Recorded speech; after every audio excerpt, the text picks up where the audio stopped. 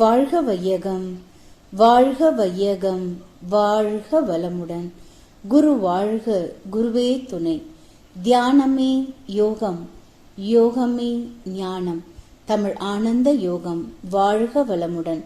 தமிழ் ஆனந்த யோகத்தின் இன்றைய சிந்தனை துளி, சினமும் உடல் நலமும். ஒருவர் சினப்படும் போது முதலில் அவருடைய உடலும் உயிரும் பாதிக்கப்பட்ட பிறகுதான் அடுத்தவருடைய மனம் பாதிக்கப்படுகிறது.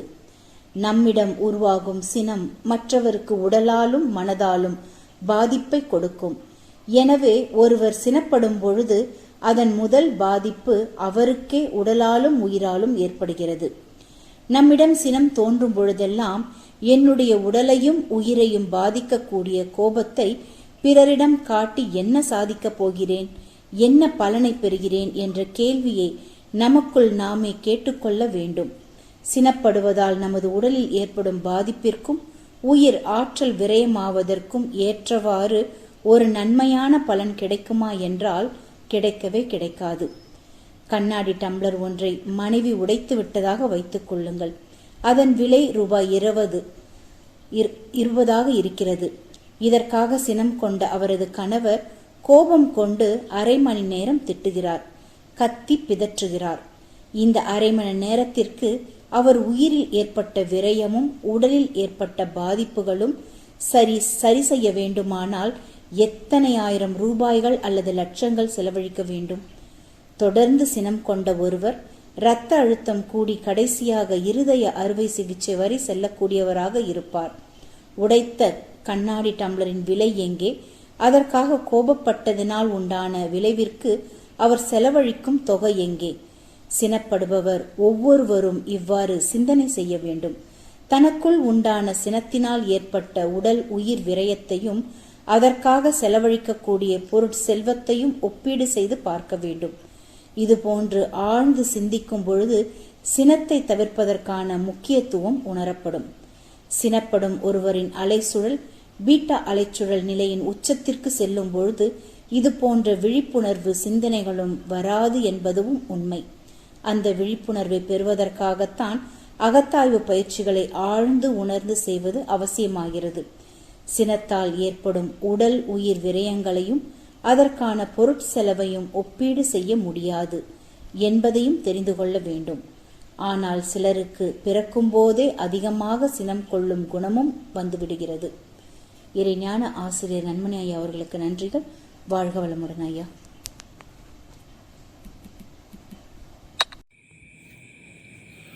வாழ்க வையகம், வாழ்க வையகம், வாழ்க வளமுடன். குரு வாழ்க, குருவே துணை. குருவின் மலரடி போற்றி. இன்றைய சிந்தனை துளிகள் வாசித்த ரிஷிபாபாம் அவர்களுக்கு நன்றி. தியானமே யோகம், யோகமே ஞானம். தமிழ் ஆனந்த யோகம். வாழ்க வளமுடன். இன்றைய சிந்தனை தலைப்பாக சினமும் உடல்நலமும் என்பதை பற்றிய ஒரு சிந்தனைக்காக எடுத்திருக்கிறோம். சினம் என்பது ஒரு உணர்வு. இந்த உணர்வு என்பதை பொதுவாக உணர்வு என்று சொன்னாலும் அதில் உணர்வு நிலை என்று சில உணர்வுகள் இருக்கிறது. அதே உணர்வு நிலைகள் அலைச்சுழல் வேகம் அதிகம் ஆகும்போது அதை உணர்ச்சி நிலைகள் என்று சொல்கிறோம். எல்லாமே ஒரு உணர்வு தான். ஆனால் அது அந்த பீட்டா அலை வேகத்தில் உயரும்போது உணர்ச்சியாக மாறுகிறது என்பதை நாம் அறிவோம். அப்போ இந்த உணர்வு நிலைகள் என்று இருக்கும் பொழுது நமது உடலிலே உயிராற்றல் என்று சொல்லக்கூடிய ஜீவகாந்தம் பெருகக்கூடிய நிலையும் உண்டு. அதே உணர்ச்சி நிலை என்று சொல்லும் பொழுது உடலில் இருக்கக்கூடிய ஜீவகாந்தம் உடலை விட்டு வெளியேறி விரயம் என்பதும் உண்டு. அப்போ இதில் நாம் அந்த உயிராற்றல் என்பது இந்த உணர்ச்சி நிலைகளில் சம்பந்தப்பட்டதாக இருப்பதை பார்க்கிறோம்.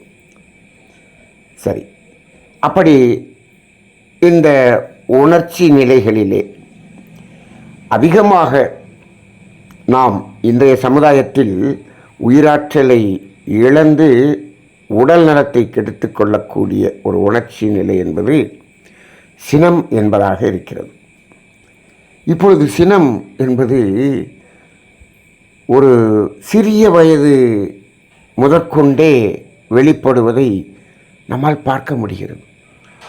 சினம் பொதுவாக பெரும்பாலான மனிதர்களிடம் இருக்கிறது. அதற்கு அவர்கள் ஒரு பெயரை ஒன்று வைத்துக் கொள்கிறார்கள், டென்ஷன் என்று சொல்லிக்கொண்டே இருக்கிறார்கள்.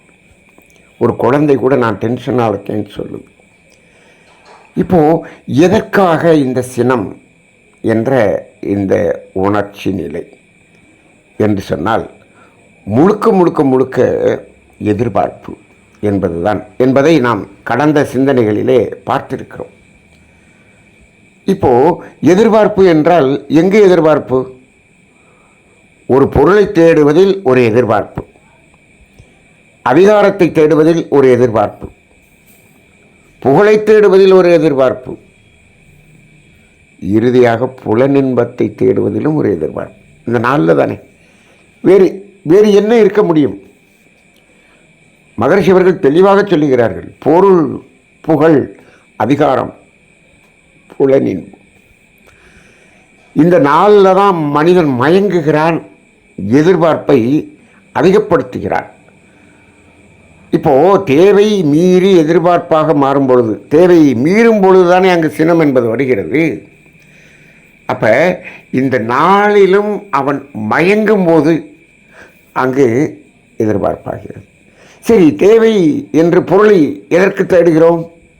உயிர் வாழ்வதற்காக தேடுகிறோம். உயிர் வாழ்வதற்காக தேடுவதில் எதிர்பார்ப்பை அதிகமாக வைத்து சினம் கொள்ளும் பொழுது அங்கு உயிர் விரயமாகி உடல் நலமே பாதிக்கப்பட்டு விடுகிறது. அப்போ நம்மளுடைய அந்த நோக்கம் என்பது உயிர் வாழ வேண்டும், உடல் ஆரோக்கியமாக இருக்க வேண்டும். இதுதான் இந்த நோக்கம். பொருள் தேடுவதின் நோக்கமே அதுதான். பொருள் தேடுவதின் நோக்கம், சில பேர் என்ன சொல்லிக் கொண்டிருக்கிறார்கள், மகிழ்ச்சியாக ஆனந்தமாக இருப்பதற்கு என்று. மகிழ்ச்சியாகவும் ஆனந்தமாகவும் அமைதியாகவும் நிறைவாகவும் இருப்பதற்கு பொருள் தேட வேண்டியது அவசியமில்லை. இல்லை, பொருளை விட வேண்டியதுதான் அவசியம் என்பது ஆன்மீகத்தின் ஆழ்ந்து சிந்திக்கும் பொழுது நமக்கு தெரியும். இப்போ பொருள் தேடுவது என்பது இந்த உடல் ஆரோக்கியமாக இருப்பதற்கும், அந்த ஆரோக்கியமாக இருக்கக்கூடிய உடலிலே அங்கு பொதிந்திருக்கக்கூடிய மகிழ்ச்சி, நிறைவு, ஆனந்தம், அன்பு இவற்றையெல்லாம் அனுபவிப்பதற்கும் தான் என்பதை நாம் நமது தமிழானந்த யோகத்தின் சிந்தனை உரைகளிலே பல முறை கேட்டிருக்கிறோம். அப்படி இருக்கும் பொழுது இந்த உடல் நலத்துக்காக உயிர் வாழ்வதற்காக தேடக்கூடிய பொருள், அதிலே எதிர்பார்ப்பை அதிகப்படுத்தி அதனால் சினம் கொண்டு அந்த உடல் நலத்தையே கெடுத்து கொள்ளக்கூடிய ஒரு நிலை என்பது இன்றைய சிந்தனையில் நாம் சிந்திக்க வேண்டிய ஒரு நிலையாக இருக்கிறது என்று சொன்னால் அது எந்த அளவுக்கு இந்த சிந்தனை தேவைப்படுகிறது என்று பாருங்கள். அப்போ இப்போது அந்த அடிப்படையில் இது உடல் நலத்தை கெடுக்கிறது என்கிறோம். சரி, இங்கு ஒரு உதாரணம் சொல்லப்பட்டிருக்கிறது. ஒரு பொருள் விரயம், அந்த பொருளுடைய மதிப்பு சொல்லப்பட்டிருக்கிறது. இப்போது இந்த பொருள் உடைந்து விட்டது, அது இறந்த காலமாக மாறிவிட்டது. உடையப் போகிறது என்று சொன்னால் நம்ம என்ன சொல்கிறோம்? கொஞ்சம் பார்த்து அதை எடுத்துட்டு வா அப்படின்னு சொல்கிறோம். உடைந்து விட்டது, அது கடந்த காலமாக மாறிவிட்டது, இறந்த காலமாக மாறிவிட்டது. அந்த க்ஷணத்தில் நடந்து முடிந்த அந்த செயலை நம்மால் மாற்ற முடியுமா? மாற்றவே முடியாது. உடைந்தது தான். அதை ஏதாவது சரி செய்ய முடியுமா? முடியாது. நடந்து முடிந்த நிகழ்ச்சியை சரி செய்வதற்கு நிகழ்காலத்தில் எந்த சிறிதளவு கூட அதற்கு வழியே இல்லை. சரி, அப்புறம் எதற்காக சினம் கொண்டு அவர் திட்டுகிறார்? கேட்டால் அவர் என்ன சொல்லுகிறார்? மீண்டும் இதுபோல் நடக்காமல் இருப்பதற்காக நான் சினப்படுகிறேன். இப்படி சினப்படலைன்னா மீண்டும் மீண்டும் இப்படி நடக்கும் அல்லவா? இப்போ இன்றைக்கி ஒரு 20 வச்சு 20 எத்தனை தடவை உடையிறது அப்படின்னு சொல்கிறார். இப்போது மீண்டும் நடக்காமல் இருக்க வேண்டும் என்று சொன்னால் அது எப்படி இருக்க வேண்டும்? இந்த செயல் செய்ததை அவர்கள் உணர வேண்டும். எதனால் இந்த செயல் நடந்தது, எதனால் இந்த தவறு நடந்தது என்பதை உணர வேண்டும். அவர்கள் உணர வேண்டும் என்று சொன்னால் அவர்கள் எந்த மன அலைச்சூழலில் இருந்தால் உணர்வார்கள்? அவர் அலைச்சூழல் குறைவாக இருந்தால்தான் அதை உணரும் தன்மை வரும். இப்போ இவர் சினம் கொண்டு இவர் உணர்ச்சிமயமாகும் பொழுது அந்த சினத்தை தாங்குபவர் இருக்கிறாரே, யார் மீது சினம் கொண்டாரே, அவருக்கும் என்ன வரும்? இப்படி சினப்படுகிறாரே என்று அவருக்கும் ஒரு எரிச்சல் வருகிறது. அவரும் என்ன செய்கிறார்?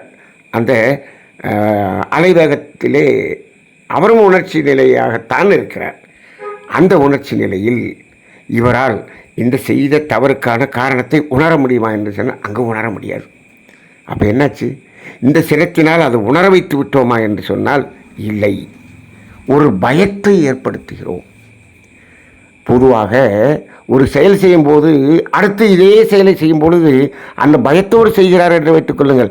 அந்த பயம் என்ற பதற்ற உணர்விலேயே மீண்டும் அந்த செயல் நடக்கும்.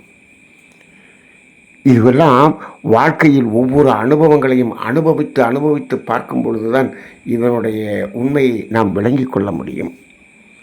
அப்போ அதில் எந்த பலனும் இல்லை. ஆனால் இங்கே இப்படி சினப்பட்டதனால் இவருக்கு நடந்தது என்ன? இவருக்கு பிபி கூடி இவருக்கு உயிர் விரயமாகி இதே போல் சினப்பட்டு இவர் என்ன பண்ணுறார்? பைபாஸ் சர்ஜரி வரைக்கும் போகிறார். ஏன்னாச்சு 5 லட்ச ரூபா செலவாகுது. நீ 5 லட்ச ரூபா செலவு பண்ணினாலும் பைபாஸ் தானே பண்ணுறீங்க. ஒரிஜினல் ஸ்டேட்டில் அந்த ரத்த ஓட்டத்தை ஓட வைக்க முடியுதா? இல்லை, பைபாஸ் பண்ணி தான் ஓட வைக்கிறீங்க. அது சாகும் முறை அது பைபாஸில் தான் ஓடணும். அப்போ அது ஒரு நிலையான ஒரு துன்பத்தை அங்கு ஏற்படுத்தி விட்டார் இந்த சினத்துக்காக. அந்த ஒரு 10 டம்ளர் உடைஞ்சிருந்தா கூட மொத்தம் 20 ரூபான்னு சொல்லி வச்சுட்டோம்னா 200 ரூபா தான் வருது. நீங்கள் 5 லட்ச ரூபாய் செலவு செய்து மீண்டும் அதை சாதாரணமாக ஓடக்கூடிய ஒரு நிலையில் அந்த இரத்த ஓட்டத்தை ஓட முடியவில்லை. அது மட்டுமல்ல, ஒரு பைபாஸ் சர்ஜரி செஞ்சிட்டார்னா அவர் தொடர்ந்து எவ்வளவு மாதாந்திர மாத்திரைகள் சாப்பிட வேண்டியிருக்கும். இதையெல்லாம் கணக்கு போட்டு பார்த்தால் இந்த சினப்படுவாரா? இந்த சினம் என்பது சினப்படுபவருக்கு உடலை பாதிக்கிறது. நான் சாதித்து விட்டேன் என்று பல பேர் சொல்லுகிறார்கள். சினத்தால் சாதித்து விட்டேன் என்று சொல்லுகிறார்கள். அந்த சாதித்ததை போல 10 மடங்கு உடல் ஆரோக்கியத்தில் அவர் இழந்திருக்கிறார் என்பதுதான் உண்மை. அப்போது இப்படிப்பட்ட ஒரு சினமாக இருக்கு. இந்த உணர்ச்சி நிலையில் இருக்கக்கூடிய உணர்வுகள் பொதுவாக இந்த உடலில் எந்த உறுப்பை பாதிக்கிறது என்று சித்தர்கள் பட்டியலிட்டு சொல்லியிருக்கிறார்கள். அந்த வரிசையிலே இந்த சினம் என்ற டென்ஷன் இருக்கக்கூடியவருக்கு கல்லீரல் நேரடியாக பாதிக்கப்படுகிறது. கல்லீரலினுடைய உயிராற்றல் நேரடியாக பாதிக்கப்படுகிறது என்று சொல்கிறார்கள். கல்லீரல் சாதாரண உறுப்பா? கல்லீரலுடைய வேலை எவ்வளவு வேலை நடக்கிறது. அந்த உறுப்பு பாதித்து விட்டால் என்ன ஆகும்? ரசாயனங்களை தூய்மை செய்து பிரித்து எடுக்கக்கூடிய வேலை நின்றுவிடும். தேவையில்லாத ரசாயனங்கள் எல்லாம் உடலில் தங்கும். அவை அப்படி தங்கும் பொழுது இருதய பாதிப்பும் சிறுநீரக பாதிப்பும் அடுத்து வருவதற்கான வாய்ப்பு அதிகமாக வந்துவிடுகிறது. இப்பொழுதெல்லாம் டென்ஷனில் தான் எல்லாரும் வேலை செய்து கொண்டிருக்கக்கூடிய நிலையை பார்க்கிறோம். என்ன சாதித்து விடப் போகிறோம் என்பதுதான் இங்கு புரியவில்லை. ஆக இந்த உடல் நலம் என்ற ஒரு நிலையை சிந்தித்து பார்த்தால் நடந்தது நடக்கட்டும், நடந்து முடிந்து விட்டது என்று அடுத்து நடப்பதற்கு என்ன செய்யலாம் என்று அமைதியாக அதை சிந்திப்பதே சரியாக இருக்குமே தவிர இதனால் சினம் கொண்டு சாதிப்பது என்பது எதையும் சாதித்ததாக இல்லை. உடல்நலம் அங்கு ஆரோக்கியம் கெட்டது தான் அதனுடைய முழுமையான விளைவாக இருப்பதை நாம் உணர்ந்து கொள்கிறோம். வள்ளுவத்தில் ஒரு குறள் மிக தெளிவாக இதை அவர் விளக்குகிறார். என்ன? தன்னை தான் காக்கின் என்று சொல்லுகிறார். தன்னை காக்க வேண்டும் என்று சொன்னால், தன்னை என்று சொன்னால் இந்த உடல், முதலில் உடல் ஆரோக்கியத்தை காக்க வேண்டும். அதான் தன்னை காக்க வேண்டும் என்று சொன்னால் இந்த உடலும் உயிரும் இணைந்து இருப்பது என்பது ஒன்று, தன்னை காத்துக்கொள்தல் என்பது. அப்போ தன்னை தான் காக்கின் சினம் காக்க அப்படின்னு சொல்கிறார். கவாக்கால் தன்னையே கொல்லும் சினம். அப்போ அது நம்மை அழித்துவிடும் என்று ஒரு வள்ளுவர் மிகவும் உறுதிப்பட அதை சொல்லியிருக்கிறார். அப்போ அந்த அடிப்படையில் பார்க்கும் பொழுது இந்த சினம் என்பதற்கும் உடல் நலத்துக்கும் நேரடியாக தொடர்பு இருக்கிறது. இதை சாதாரணமாக சொல்லும் பொழுது அது விளங்கிக் கொள்ள முடியுமோ இல்லையோ, மகரிஷி அவர்கள் இதை எந்த அளவுக்கு தெளிவாக சொல்லுகிறார்கள். இதில் உயிர் விரயம் என்பது எப்படி நடக்கிறது என்பதை அந்த மன அலைச்சூழலின் வேகத்தை அடிப்படையாக கொண்டு உயிர் ஆற்றல் விரயம், உயிர் துகள் விரயம் என்று பல்வேறாக அதை விளக்குகிறார்கள். இப்போது நமக்கு இந்த உடல் ஆரோக்கியத்துக்கும் இந்த உயிர் ஆற்றலுக்கும் சம்பந்தம் இருக்கிறது என்பதை முதலில் உணர வேண்டும் அல்லவா? இப்பொழுது யாராவது அப்படி உணர்கிறார்களா? இப்போ என்ன பிரச்சனைன்னு சொன்னால், இன்றைக்கு மருத்துவ உலகம் உயிர்த்துகள் என்பதையும் உயிராற்றல் என்பதையும் இன்னும் நிரூபணம் செய்யவில்லை. அப்போ என்ன ஆகுது? அந்த உயிர் ஆற்றல் விரயம் என்பதை விஞ்ஞானபூர்வமாக அவர்கள் உணர முடியலை. ஒன்று. சரி, இந்த உயிர் ஆற்றல் தான் இந்த உடலை பராமரிக்கிறது, உடலில் உள்ள உறுப்புகளை இயக்குகிறது என்பதும் விஞ்ஞானத்தில் சொல்லப்படவில்லை. அப்போ இந்த சிரத்தினால் உயிராற்றல் விரயம் என்று சொல்வதை இவர்கள் அதை ஏற்றுக்கொண்டு இந்த உயிராற்றல் தான் இந்த உடல் இயக்கத்துக்கு அடிப்படையாக இருக்கிறங்கிறது தெரியல அப்படின்னு சொன்னால் இந்த உடல் ஆரோக்கியம் பாதிக்கப்படும் என்பதை அவர்களால் உணர்ந்து கொள்ள முடியவில்லை. ஆனால் இப்பொழுதெல்லாம் இந்த டென்ஷன் என்பது ஆரோக்கியத்தை பாதிக்கிறது என்பதை விஞ்ஞான மருத்துவர்களே சொல்லுகிறார்கள். நிரூபணம் இல்லையே தவிர, ஆனால் அவர்கள் பொதுவாக அவர்கள் இதுவரை மருத்துவம் செய்த அனுபவத்தில் அதை சொல்லுகிறார்கள். இதனால் பாதிக்கப்படுகிறது என்று சொல்லுகிறார்கள். ஏன் சொல்லுகிறார்கள்? சினப்படும் போது கண் சிவக்கிறது என்று சொல்லும்போது அப்போ மருத்துவர்கள் என்ன செய்கிறார்கள்? அந்த இடத்துல ஏதோ இரத்த ஓட்டத்தில் ஏதோ பெரிய மாறுபாடு வருகிறது.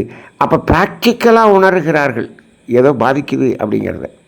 இன்னொன்று, அவர்கள் இந்த சினத்தால் பாதிப்பு வருங்கிறத இன்னும் எப்படி அவர்கள் உணர்கிறார்கள் என்று சொன்னால், அந்த சினப்படும் பொழுது அந்த இரத்த ஓட்டத்தின் வேகம் அதிகரிப்பதை அவர்கள் ஊர்ஜிதம் செய்து விட்டார்கள். பிபி ரைஸ் ஆகுது, பல்ஸ் கூடுது. அப்போ இது அவர்களால் நிரூபிக்கப்பட்ட ஒன்றாக இருக்கிறது. அப்போ அந்த அடிப்படையை வைத்து இது வேகமாக ஓடுகிறது, பிபி ரைஸ் ஆகுதுன்னா அது பல விதமான ஆரோக்கியக்கேடு என்பதை அடிப்படையாக கொண்டு அவர்கள் ஏற்றுக்கொள்கிறார்களே தவிர, உயிர் விரயம் என்ற அடிப்படையில் அவர்களால் இன்னும் அதை புரிந்து உணர்த்துவதற்கு விஞ்ஞானம் இன்னும் வளரவில்லை என்பதும் உண்மைதான். இப்போ நாம் என்ன செய்யணும் அப்படின்னா, ப்ராக்டிக்கலாக இந்த உடல் பாதிக்கும்போது அதை சரி செய்வதற்கு நமக்கு எவ்வளவு தேவைப்படுகிறது, எவ்வளவு செலவாகிறது என்பதை பார்க்க வேண்டும்.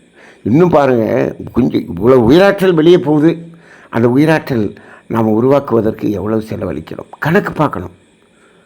அந்த ஒரு திரைப்படத்தில் சொல்லுவது போல், கூட்டி கழித்து பாரு, கணக்கு சரியாக வருதான்னு பாரு அப்படிம்பார். கூட்டி கழித்து பார்க்குறோம். இவ்வளவு பொருள் விரயமாகாமல் இருப்பதற்கும் இவ்வளவு பொருள் லாபம் அடைவதற்கும் சினப்பட்டார்.